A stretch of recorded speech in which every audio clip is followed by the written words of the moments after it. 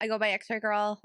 Since starting this internet journey, it's kind of weird. It's kind of a cringe name, but it's how it just started because my husband at the time when we first met, he was streaming games and he wanted to talk about me. But I've already told him I didn't want to have my name out there. So, I mean, I take X-rays, Xray Girl. I'm a girl. Makes sense. So it kind of turned out that way. No, it makes sense. It makes sense. So you talk about this internet world that you're in, and content creation and streaming and YouTubing and all that other good stuff. What's been the biggest advantages that you see that it's created for yourself? I love working from home. I work at home. This is my studio in my house. I like, as I said earlier, I woke up, got to roll downstairs, put a bit of makeup on, and here we are now. That is the biggest advantage. I can work any hours I want. Before you get into this powerful content and this conversation, I need you all to do me a favor. Hit that subscribe button on the channel, because that's the best way you're going to stay up to date with everything that's going on. Like, share, comment, review, and let me know what's going on, people. Depends on the mic, right? Oh, let's talk about that. We can get into that too. I do. Well, like anytime we do calls where you have like the headphones, the iPhone headphones, some of them horrid.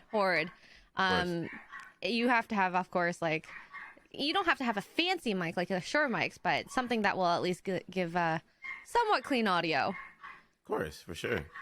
But as we're doing this show, we can hear there's a Royal Rumble going on in the back end. You know what I mean? So, you know, who Fight of the drew Puppies. whatever, Fight of the Puppies and things like that. You know, maybe we might turn it into a movie. You know, maybe something like that. God. And all that good stuff. I thought about doing a channel for them, but it takes a lot of effort to do content for dogs. Oh, it takes a lot of effort. Well, even getting them to do what I need to do. It's like, okay, it's a fight. At least I can do what I need to do. That makes sense. And I feel like with like cameras and you see everybody creating new dog Instagrams and all that crazy stuff too, right? So it's like... Yeah. I'm not fighting against the algorithm. Exactly, right? Yeah. So talking about algorithms and talking about content and talking about with what you do with streaming and all that, what are the, you say you work from home. I work from home myself also too, 9 to 5, right? We do this, you know, full-time, part-time, full-time, all that good stuff. What's been some of the things that you've really learned about yourself throughout this development journey of streaming? Oh my God. Learning how to talk about yourself without cringing or hearing yourself, looking at yourself, trying to even better how you speak. Because when I used to watch a lot of my old videos, I would say things weird or how I pace things. So I had to really slow down. I think that was the biggest thing, like slow down my talking, because I would be like, a mile a minute. Plus, trying to not say those are the hardest things to kind of train yourself to not do.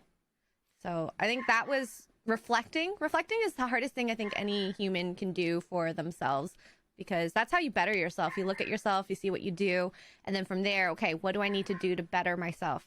Okay, take the steps to do it. And I think that's really hard for a lot of people to self-reflect.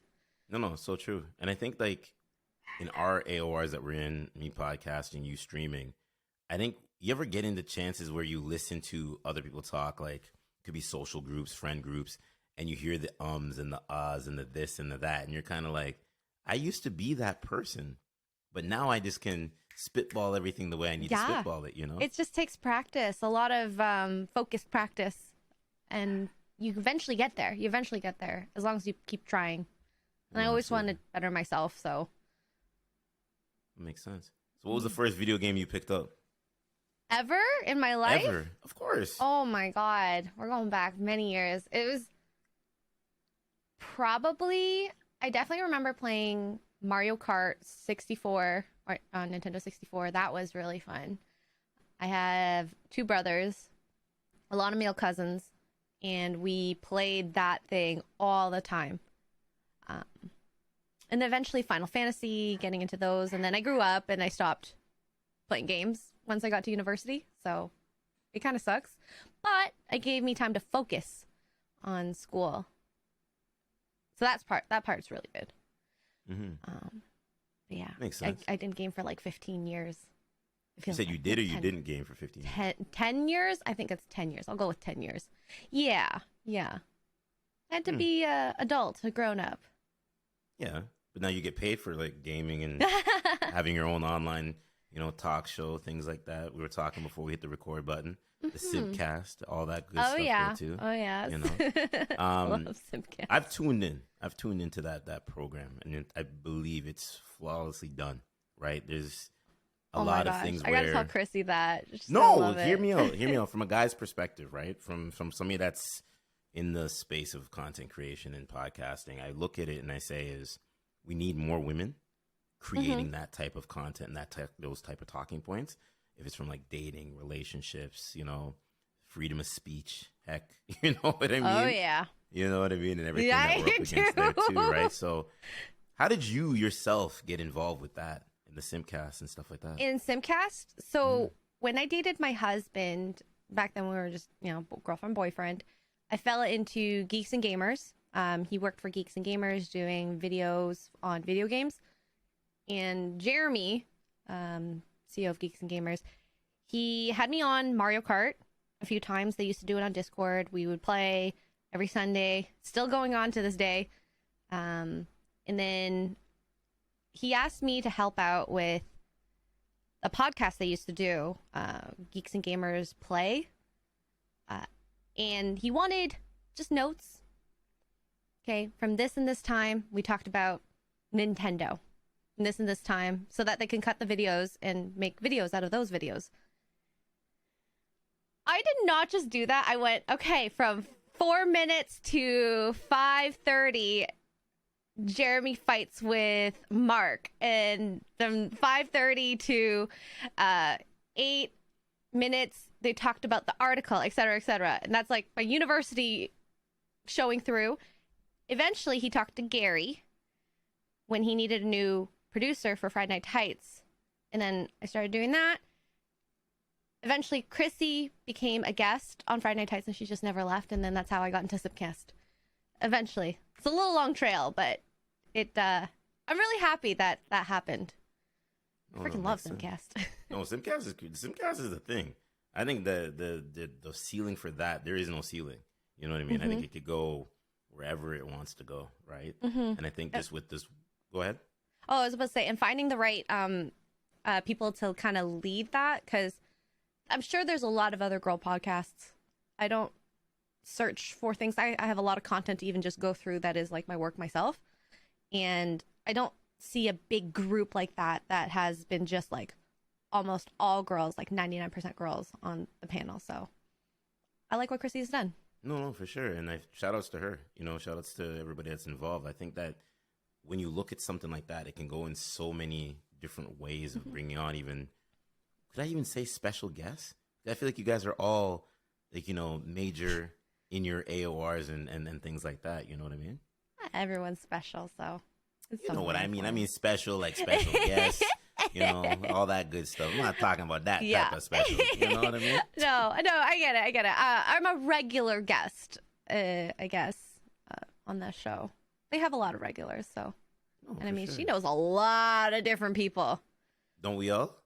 Well, like a lot of different types of like females. You got like the comedians, you got people who have OnlyFans, like porn stars and gamers and like actors, actresses. It's very interesting how she finds all these people. I don't know how, but she does. Networking. It's all about She's networking. great at networking. Oh my gosh. Great So, at networking. We talk about networking, and then it goes into like freedom of speech, right? Because I feel like there's a lot of lines that are getting blurred right now. How do you feel streaming social media in this digital age that we are in when it comes down to? I am not a controversial person, but I can feel the constraints in terms of some things that you can do online. I started my personal streaming on Twitch, and Twitch it's great for the interactivity. It was a huge competitor at one point with YouTube in terms of gaming content, and I think it's kind of fallen down a lot in terms of freedom of speech. They're very pick and choose who they want to back. Like they have women who do hot tub streams and barely any clothes, and that seems to be okay. But you can't say, for example, someone got banned for saying the word cracker. Right? For saying the word cracker. And so it kind of, it doesn't make sense to me how the towing the line, it's one, you know, if someone says cracker, they get banned. Someone literally has sex on one of their streams. You didn't see it, of course. She comes back after a 3-day suspension. Like things like that. So it's very, you know, they pick and choose who they want to back. I will never get it. I don't understand it. I work within their guidelines, but there's certainly other platforms that I like using more, because then I don't have to think about, oh my God, I have to censor myself. I can't say things like this. I can't say the word simp. Like, that's stupid. I can't say the word simp on Twitch. That's not a bad thing inherently. It's how you choose to make it a bad thing. Right? I don't like the idea of censorship, and how certain people can use certain words or can't use certain words. So, I don't know. Do you think that's because it's a battle between the far right and the mainstream? Yeah. I completely do. I do think that, especially seeing a lot of the stuff on Twitter, Hollywood, it makes sense. And who was it? What was the last guest? It was Gothics. She mentioned a book called, what was it called? Something communist. The Naked Communist. Okay. This book was written in 1958. It's about how to inject and change people. It starts with media. One of the rules to change into apparently a communist country is to inject itself in media and do this type of stuff, which, I mean, I don't know if that's exactly how the States is going. We'll just talk about the States specifically. But it's weird that a book from 1958 is kind of right. And all the rules are starting to get into lines. So. And that's the thing.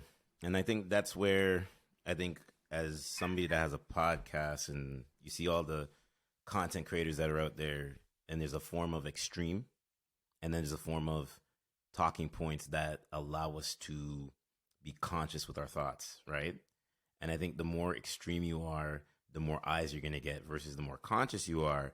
A lot of people may just look at it and be like, okay, cool. It wasn't extreme enough, right? So it's not going to garner the censorship aspect. You know what I mean? And one of the things that I see that I feel like it's very unfortunate is that you got to be careful what you say. And maybe you come across this even in like regular talking patterns, right? Because you may say something because you're unapologetically yourself, and somebody can come across and hear it. And because they have a mainstream toned down sense of awareness, they feel offended. You know what I mean?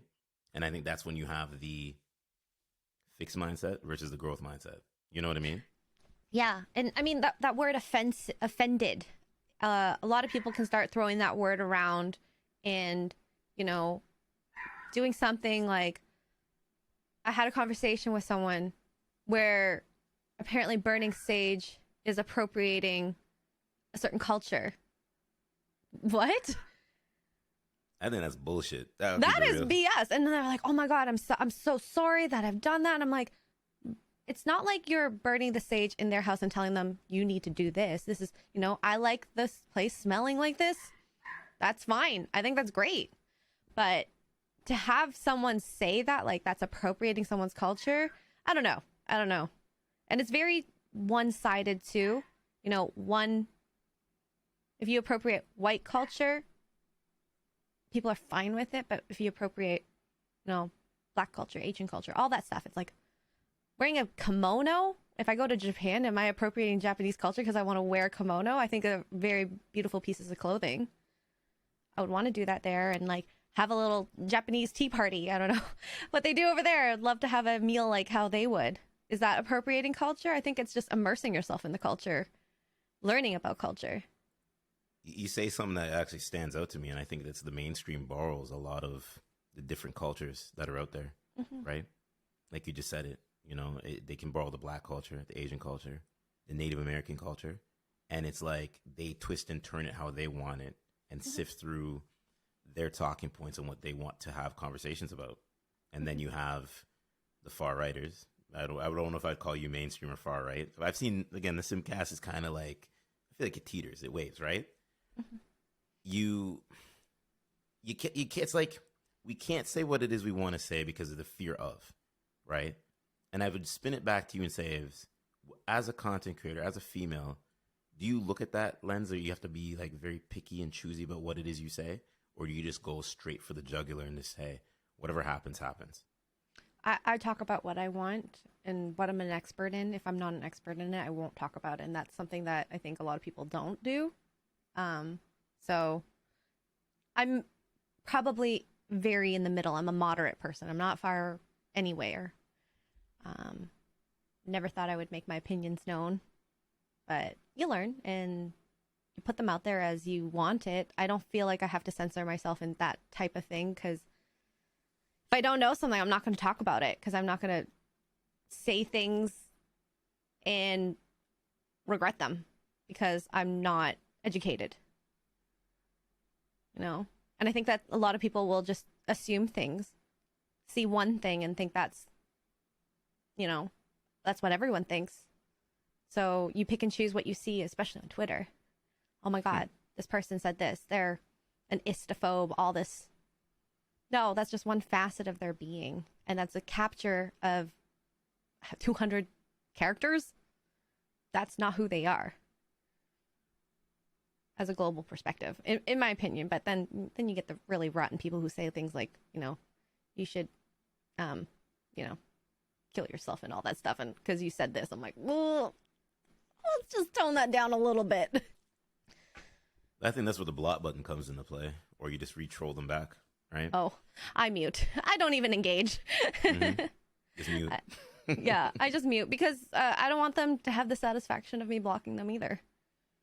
I think that says something too to them, and they're like, "Oh, I got under their skin." Yes. Or it's or it's a different way of looking at it. You just got to create more profiles, and then there's just more things I'm going to block, and eventually Become you're going to get tired. Maybe an Android, right? Yeah.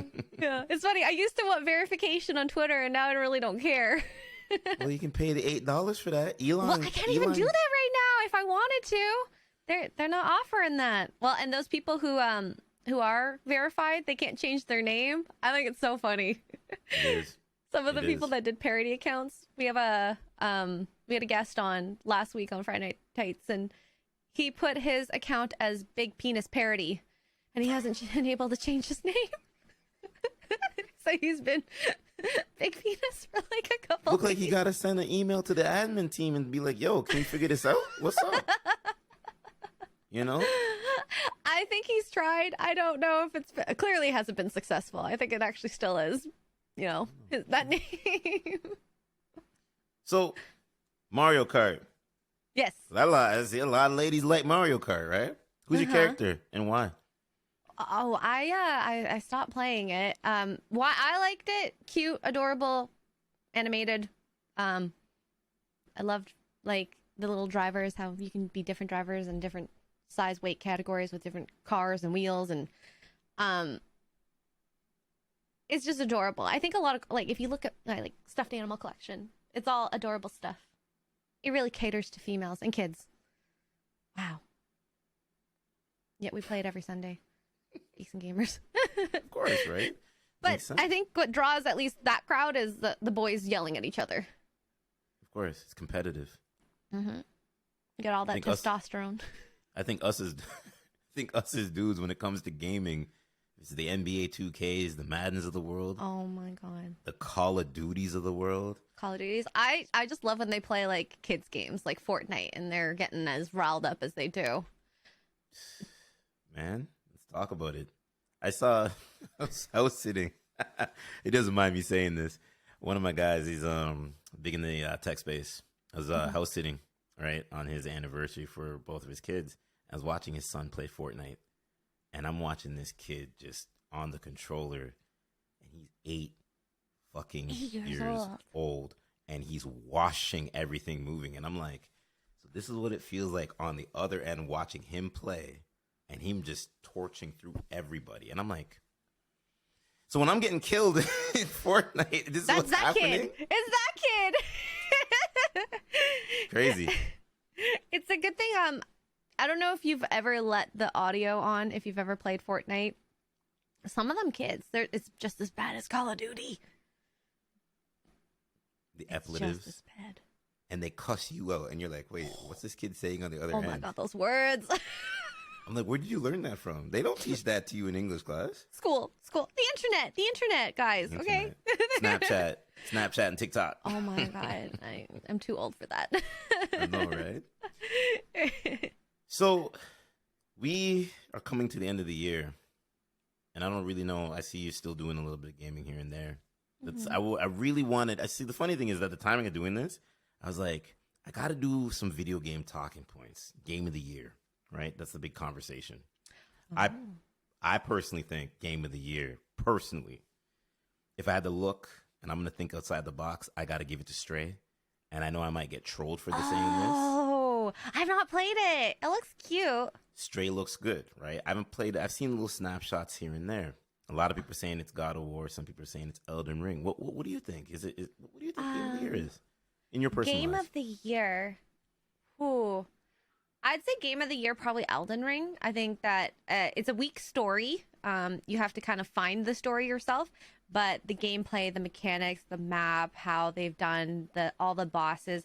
I think a lot of people might find the game hard because you can't change the difficulties. It's not like, easy, normal, difficult. You just gotta figure out, okay, with your character, you have so many different classes. You can be upfront melee, magic, range, all this stuff, and kind of figure out what works best for you. So it's good in that section. It could work better on the story, but I think it works for that game specifically. But yeah, I think my favorite game that I've played, I know it's not a game from this year, was Final Fantasy VII Remake. That was a good game. Yes, it was. Played that. Did you play it? Yeah, I did. I'm a gamer. I game. I did my dibble and dabbling. Nice. Just PC finished. Or console? I'm console. I'm PlayStation all day, every day. Oh, did you get a PS5 like right away? Were you lucky? No, I'm still one of those people that may have to pay like $900 to $1,200 just to get a PlayStation, and I'm not doing it.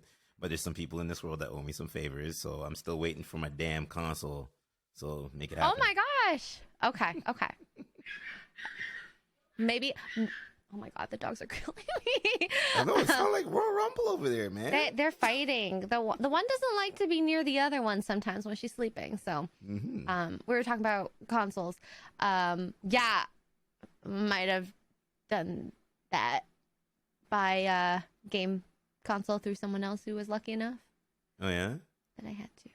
I wanted more. Yeah. So were you PlayStation or Team Xbox? Oh well, I do most games on PC. But to play some games on, to do like video game reviews for like a husband, he needed to have a PlayStation. So, we had to get one. Elden Ring. I know. I feel like Elden Ring and Bloodborne's of the world have taken, or there's certain studios that have taken elements of that game. When I was playing God of War Ragnarok, some of those back end things that you got to do, right? Just berserkers in the game, and I'm like, some of these berserkers are just giving you fits, and I'm sitting there, I'm just like, yeah, I can't do this. Pass the controller, pass the sticks. You know what I mean?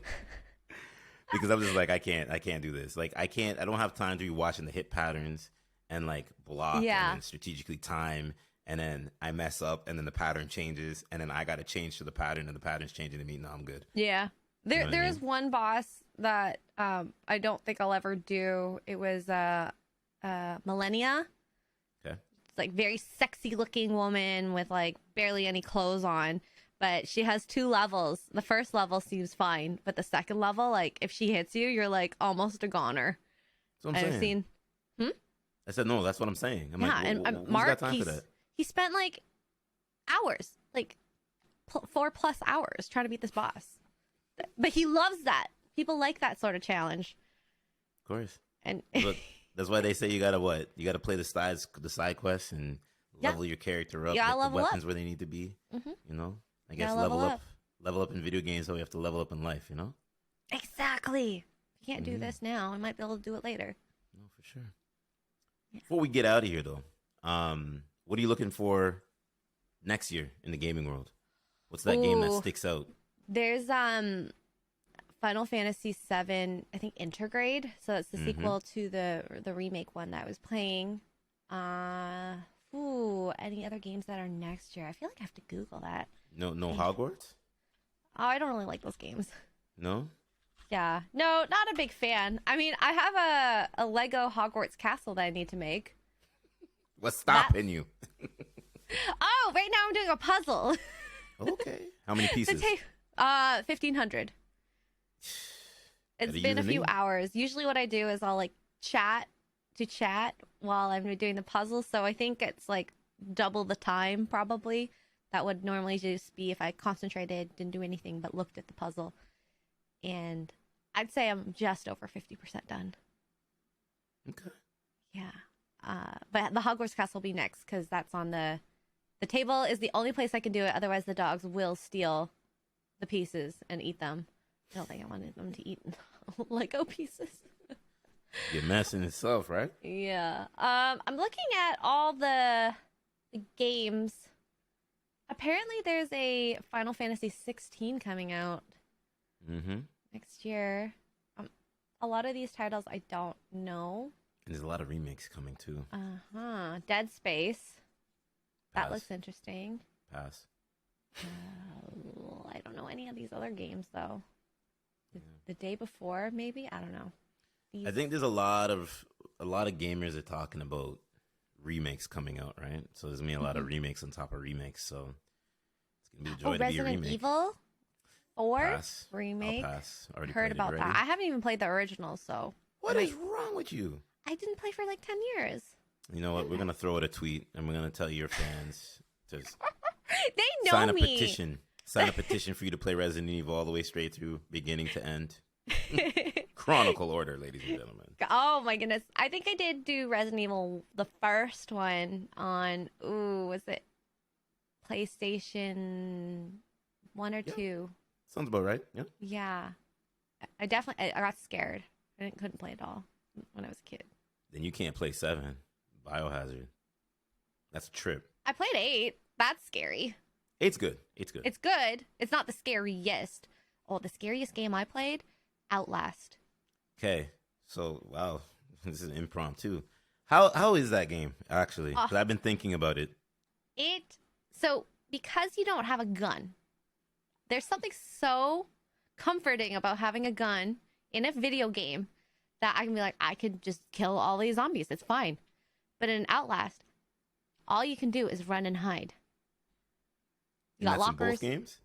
I only played the first one. I haven't played the second one. These are like Halloween specials because I'm a big baby and I get scared easily.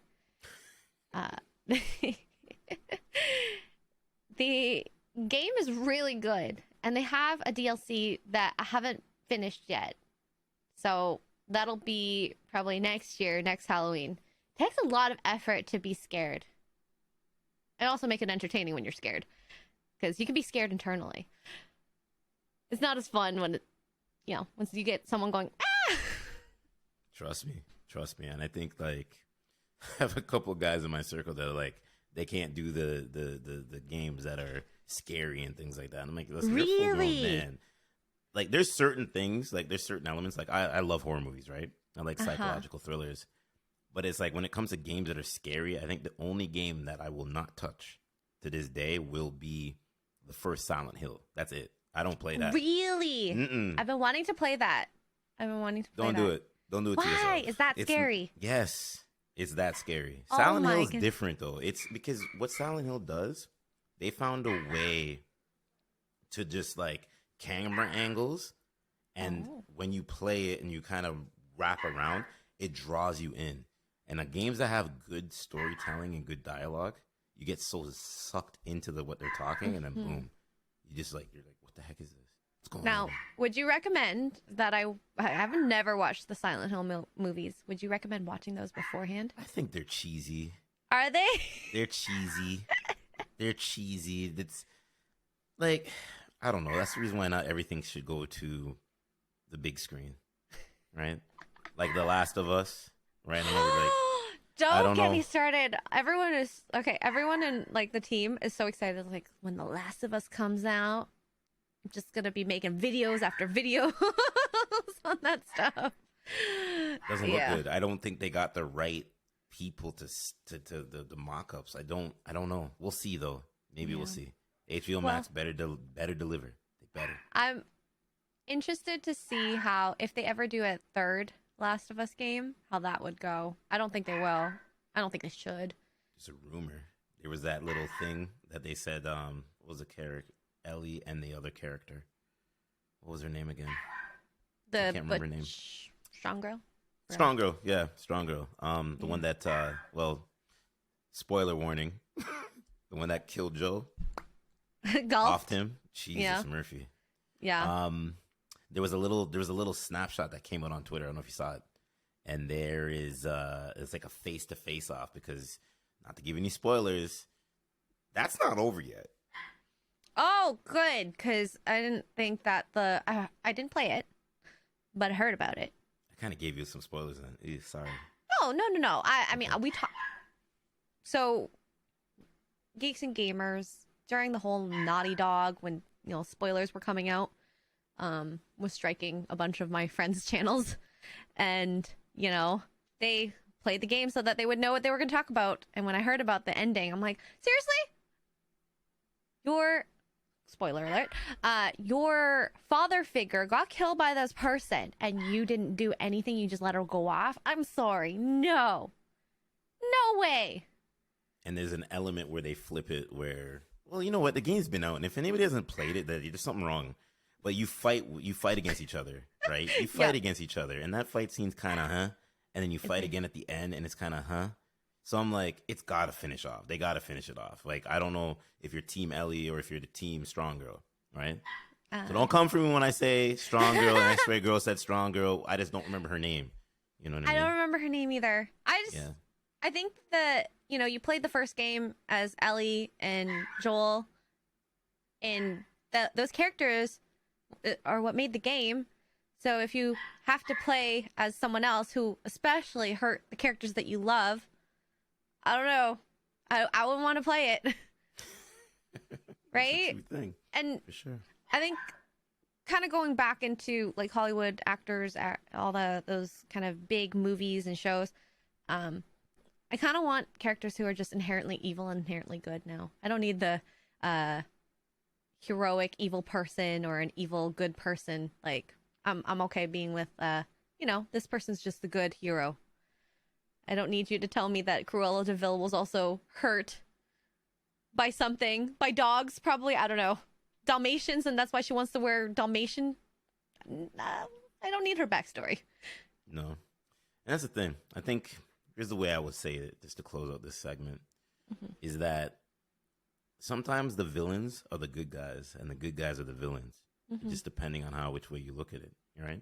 Always. I know some people would be like, well, you got to flesh that out a little bit. I'm like, look at some of the people like Darth Vader, right? Darth Vader, he was a villain, but technically he was just on a revenge mission because of something, Yeah. Thanos wanted to restore world peace.